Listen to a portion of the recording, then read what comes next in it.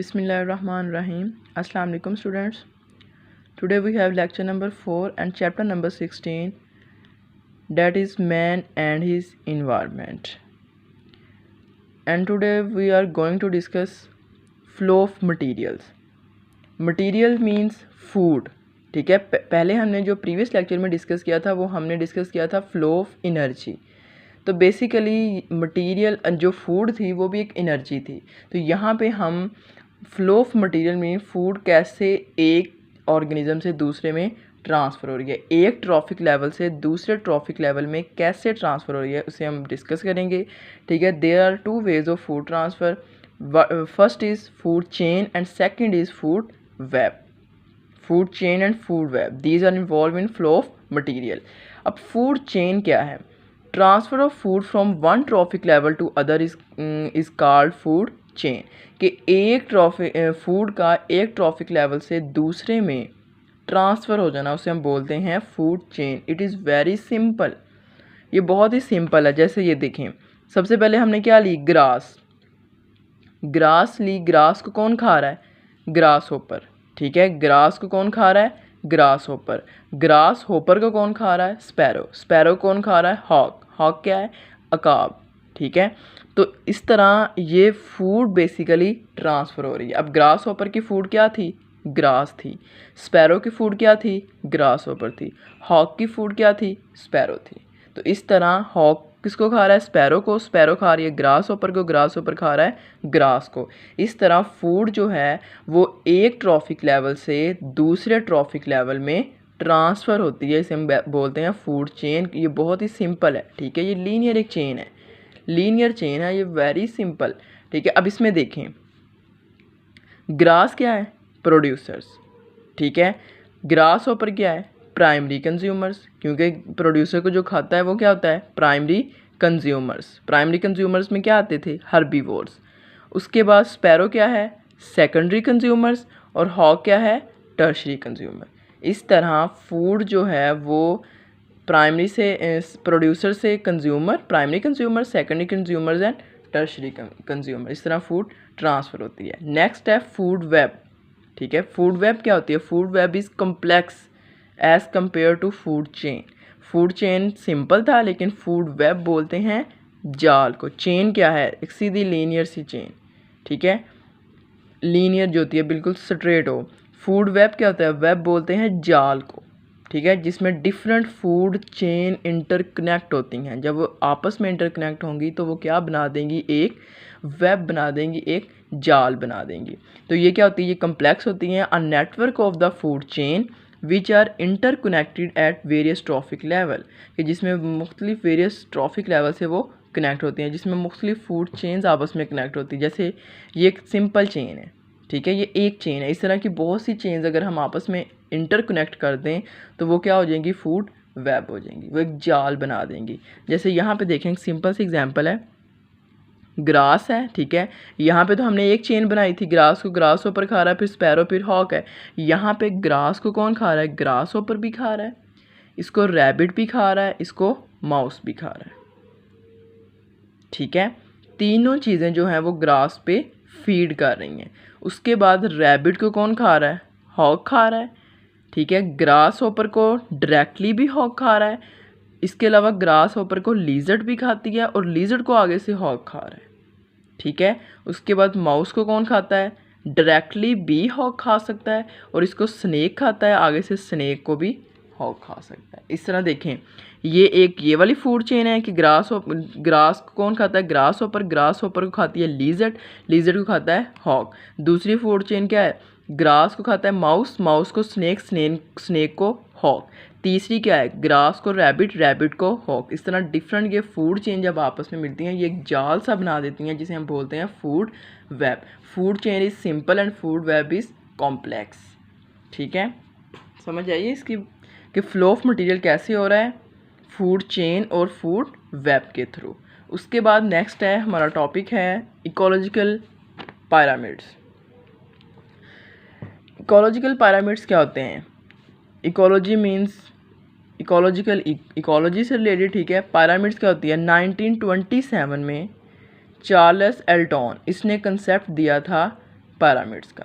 ठीक है, 1927 में चार्ल्स एल्टन जो था, एक साइंटिस्ट था, ठीक है, उसने क्या किया था, इकोलॉजिस्ट था ये, ठीक है, उसने पैरामिड्स का कंसेप्ट दिया था। पैरामिड्स होते कैसे हैं, आम हमने देखे होते हैं, ठीक है, ये देखें, ये ऐसे नुकीले, मतलब यहाँ से टॉप ये क्या होंगे, यहाँ से शेप इनकी ऐसे होगी, ठीक है, और ऊपर से बिल्कुल नुकीले होंगे, यहाँ से वाइड है और यहाँ से नोक वाले हैं।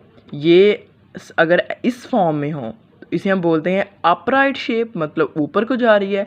अगर ये ऊपर से नीचे की तरफ हों तो ये होते हैं इन्वर्टेड। ठीक है, और ज़्यादातर जो होते हैं वो अपराइट शेप वाले होते हैं। ज़्यादातर जो होते हैं वो कौन से होते हैं, अपराइट।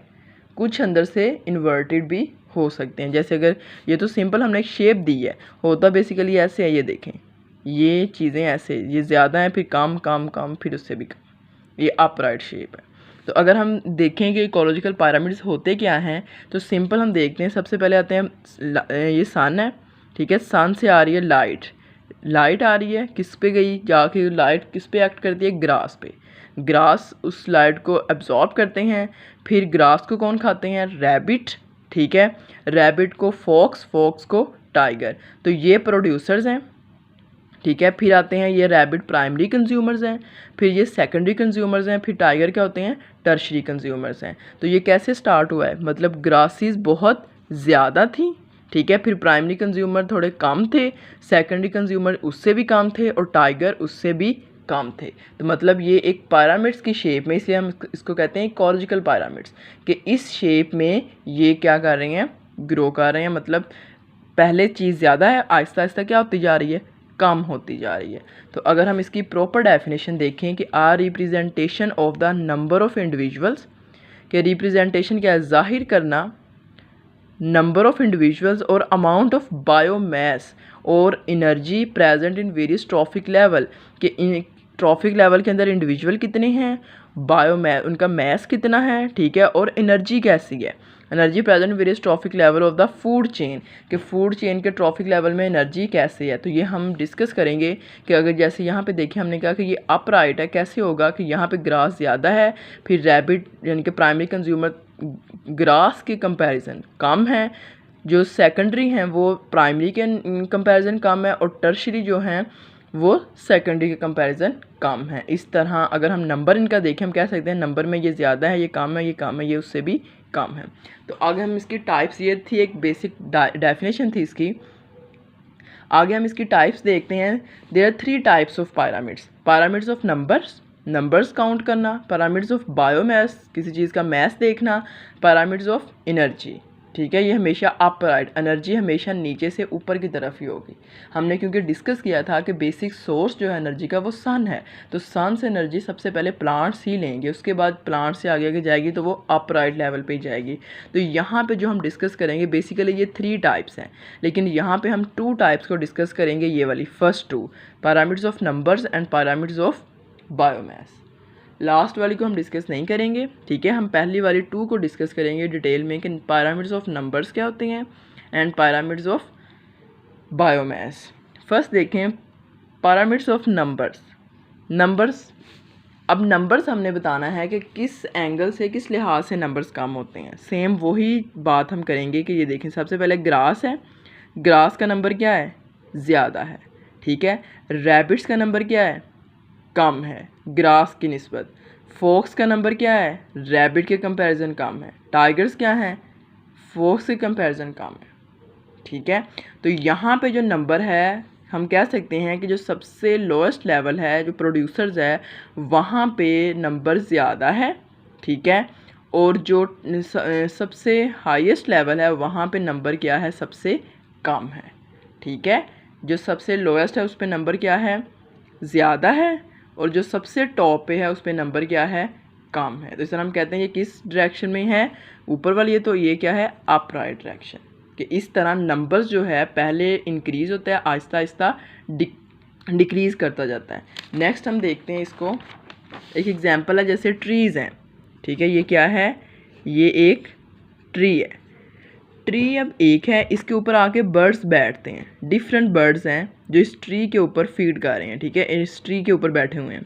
इसके अलावा इस ट्री पे बहुत से पैरासाइट्स भी हैं, ठीक है, माइक्रो ऑर्गेनिजम्स भी हैं जो इस ट्रीज़ पे हैं, ठीक है।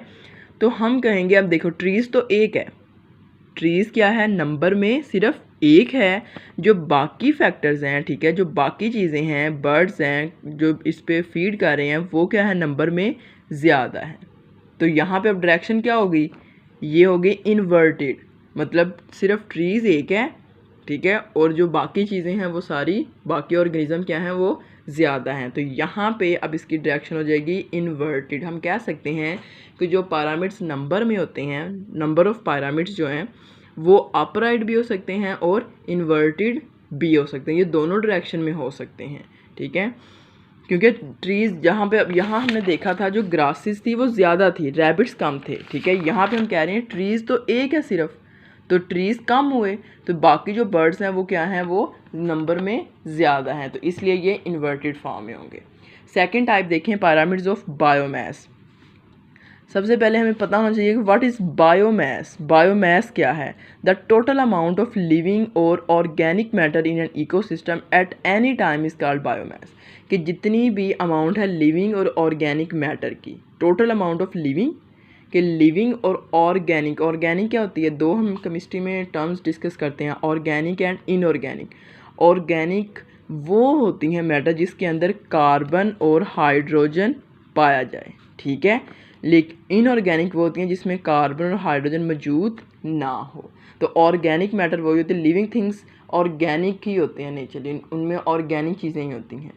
तो जैसे प्लांट्स हैं, प्लांट्स आर ऑर्गेनिक, ठीक है, वो भी उसमें भी कार्बन और हाइड्रोजन दोनों चीज़ें इन्वॉल्व होती हैं। तो यहाँ पे देखें कि टोटल अमाउंट ऑफ लिविंग और organic matter in an ecosystem at any time is called biomass. उसके बाद अब मैस देखें, प्रोड्यूसर का मैस सबसे ज़्यादा है। अभी हमने बात की क्योंकि ग्रासेस का नंबर ज़्यादा है तो डेफिनेटली उनका जो मैस है वो भी क्या होगा, सबसे ज़्यादा ही होगा। तो इसलिए हम कहते हैं कि जो प्रोड्यूसर्स हैं ये कंज्यूमर हैं, सेकेंडरी हैं, ये टर्शरी कंज्यूमर्स हैं। तो प्रोड्यूसर्स का मैस सबसे ज़्यादा है, कंज्यूमर्स का कम मैस है एज़ कंपैरिजन टू प्रोड्यूसर्स, और कंज्यूमर्स सेकेंडरी कंज्यूमर्स का प्राइमरी की कंपैरिजन मैस कम है, क्योंकि वो तादाद में ही कम होते जा रहे हैं। जब उनके नंबर्स ही कम होते जा रहे हैं तो डेफिनेटली उनका जो मैस है वो भी क्या हो जाएगा, कम हो जाएगा। तो ग्रासेस के पास जो प्रोड्यूसर्स हैं उनका मैस सबसे ज़्यादा है। उसके बाद जैसे जैसे हम ऊपर जाएंगे मैस क्या होता जाएगा, आहिस्ता आहिस्ता डिक्रीज़ होता जाएगा। तो इसलिए हम कहते हैं जो लोएस्ट ट्रॉफिक लेवल है उसका मैस सबसे ज़्यादा है, जो हाईएस्ट ट्रॉफिक लेवल है उसका मैस सबसे कम है। ये हाईएस्ट ट्रॉफिक लेवल है, ये लोएस्ट है, तो इसका मैस सबसे ज़्यादा है, और जो सबसे हाईएस्ट ट्रॉफिक लेवल है उसका मैस सबसे कम है। ओके, ठीक है, यहाँ तक बेटा आपने करना है। बुक से हम देखते हैं इसको। ये आपने फूड फ्लो ऑफ मटेरियल, ठीक है, ये फूड चेन का यहाँ तक है, उसकी सारी एग्जांपल कर लें, ठीक है। ये उसकी डेफिनेशन आपने करनी है, ये वाली करनी है, ये वाली कर लें। अगर आपने ये वाली करनी है तो ये सबसे बेस्ट है कि इजी है ये वाली, कि transfer of food from one trophic level to other, it is simple, ठीक है। तो ये आप ये कर सकते हैं, साथ इसकी ये वाली एग्जांपल्स कर लें, ठीक है। उसके बाद आपने यहाँ से ये डेफिनेशन फूड वेब की करनी है, और उसके बाद ये वाली उसकी डायग्राम एज अ एग्जांपल हो जाएगी।